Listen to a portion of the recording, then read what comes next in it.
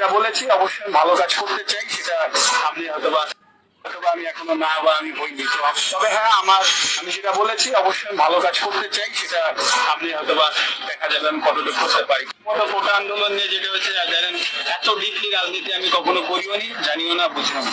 তো আমি যেটা আগেও ক্লিয়ারলি বললাম যে আমার উদ্দেশ্য খুব সিম্পল, যেটা আমি মানুষের জন্য করে শান্তি পাই, কাজ পাই, ততটুকুই করার। আর আপনি আমাকে যদি একেবারে গত 5ই আগস্ট বাংলাদেশের সাবেক প্রধানমন্ত্রী শেখ হাসিনা দেশ ত্যাগ করার পর আওয়ামী লীগের নানা নেতাকর্মীরা বিভিন্নভাবে দিশেহারা হয়ে পড়েছেন। তারা তাদের যান বাঁচানোর জন্য এদিক সেদিক পালায়ে বেড়াচ্ছেন এবং বিক্ষুব্ধ জনতা তাদের বাসাবাড়িতে আক্রমণ করে অগ্নিসংযোগ, ধ্বংস, লুটপাট করে যাচ্ছেন। এমতো অবস্থায় বাদ যায়নি বাংলাদেশের সাবেক অধিনায়ক মাশরাফি বিন মুর্তজা। তার বাড়িতেও গতকাল 5ই আগস্ট কিন্তু অগ্নিসংযোগ, ভাঙচুর, লুটপাট করা হয়েছে।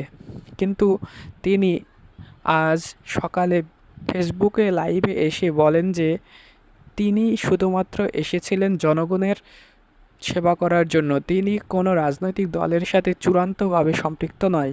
তিনি জনগণের সেবা করতে চান এবং জনগণের সেবা করেই তিনি শান্তি পান।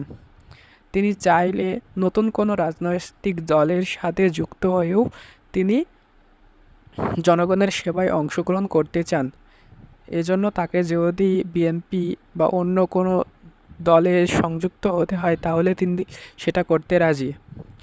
মাশরাফি বিন মুর্তজা তিনি তার ভিডিও বার্তায় আরও বলেন, তিনি আবারও ফিরে আসবেন এবং মানুষের রাগকে তিনি উপেক্ষা করে আবারও ফিরে আসার চেষ্টা করবেন।